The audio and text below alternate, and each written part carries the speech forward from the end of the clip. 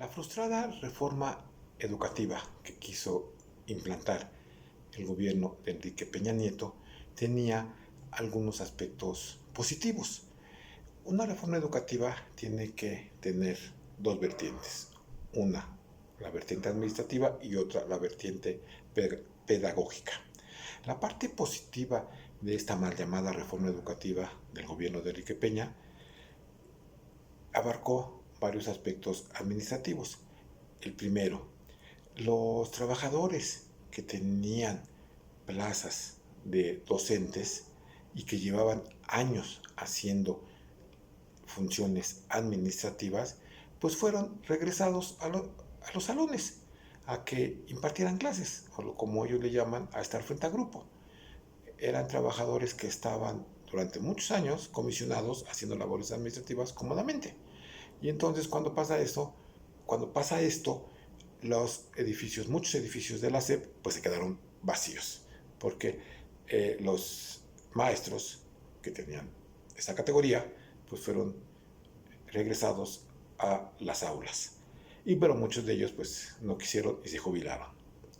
Otro aspecto positivo fue que se trató ya de evitar la venta de plazas y la herencia de plazas. Es absurdo que una madre que ha sido maestra y se jubila le herede la plaza a su hijo o a su hija que no es maestro. Y entonces este hijo e hija pues va a tener que hacer labores administrativas porque no es maestro. Eso también pasa en el sector salud. Una enfermera que se jubila, hereda su plaza a alguno de sus hijos y este hijo no es enfermero y entonces, bueno, pues esta plaza y esta función se pierde. Pero bueno. Y el tercer aspecto positivo que tuvo la reforma educativa de Enrique Peña Nieto fue, y que causó mucha controversia y además muchas protestas por los maestros, fue la evaluación. Si un abogado especializado en derecho penal trabaja en un bufet y no se actualiza de las leyes, pues lo corren, evidentemente. Si un contador no se actualiza de las leyes y reformas fiscales que surgen cada año y trabaja también en un buffet, pues lo corren. Y si trabaja por su cuenta, pues no le dan casos. Un obrero en donde llega nuevo equipo, nueva maquinaria más moderna, pues se tiene que actualizar para el manejo y funcionamiento de este nuevo equipo, porque si no, pues también lo corren.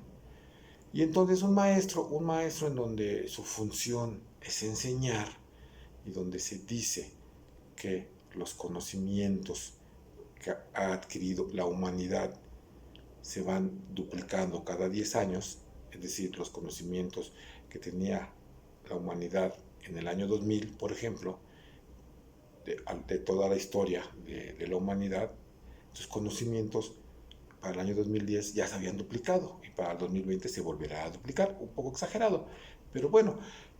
Y los maestros que tienen la función de enseñar, pues evidentemente tienen que estar actualizados. No importa, por ejemplo, que un maestro de historia de la independencia de México, un suceso que ya pasó hace mucho tiempo, pero siempre hay nuevos conocimientos, nuevas investigaciones, nuevos descubrimientos de ese tema. Entonces el maestro tiene que estar permanentemente actualizado. Y entonces, pues hay que evaluarlo. Se comentó que esta evaluación era punitiva, es decir, que si no pasaba el examen lo corrían. Sí, pero a la tercera vez a ningún maestro se corrió. Se le corrió si le probaba uno o dos exámenes. A la tercera. Y bueno, pues si en algún trabajo, algún trabajador de su especialidad le hacen un examen y le prueba 3 veces, pues digan ustedes qué pasa. Y entonces el sector educativo también protestó. Bueno, es que no puedes evaluar igual a un maestro de Chihuahua que a un maestro de Yucatán, por ejemplo. Ok, entonces aumentale a estos exámenes, pues características de tu entorno y de tu zona geográfica. Pero evalúate, por supuesto.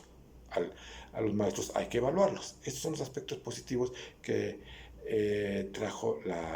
que traía la reforma educativa en materia administrativa.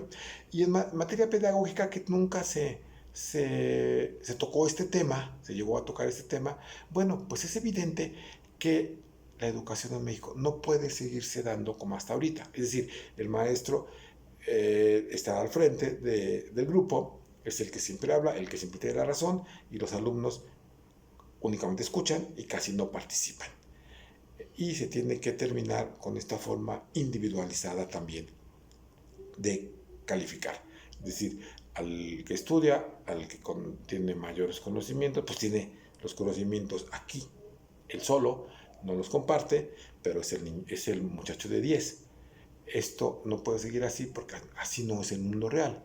Desde la forma en que se sientan los alumnos, ya no pueden ser asientos individuales, tienen que ser mesas grupales de 8 o 10 alumnos, donde los exámenes sean también, por supuesto, grupales. Se tiene que acabar con estos exámenes individuales, insisto, así no es el mundo laboral, no es el mundo real, y la participación de los alumnos tiene que ser mayoritaria y fundamental. Se tiene que dejar al maestro únicamente como evaluador y como facilitador de los conocimientos. Estas son algunas de las características que tiene que traer una reforma educativa. Ojalá esta reforma educativa de la 4T contemple estos aspectos.